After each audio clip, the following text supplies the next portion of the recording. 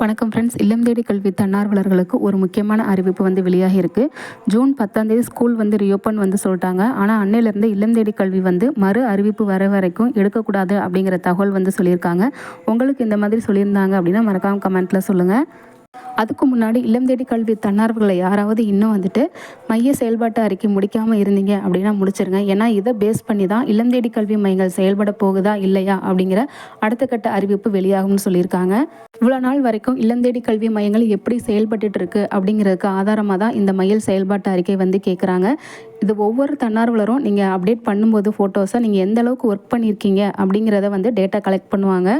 So இதை வச்சு தான் இல்லம் தேடி கல்வி மையங்கள் அடுத்த கட்டத்துக்கு நகரும்.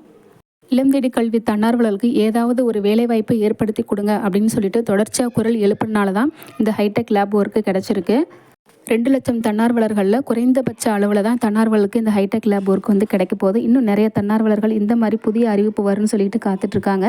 ஸோ அவங்களுக்காக இன்னும் நல்ல குட் நியூஸ் வந்துட்டு பள்ளி கல்வித்துறையிலேருந்து வெளியாக போகுது.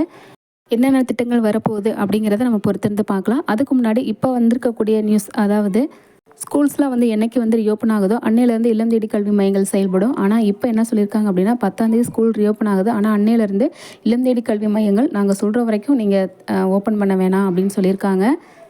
என்னால் இல்லம் தேடி கல்வி மையம் எடுக்காமல் இருக்க முடியாது அப்படின்னு நினைக்கிறவங்க நீங்கள் கிளாஸ் எடுங்க. பட் ஆனால் அட்டனன்ஸ் வந்து போட முடியாது.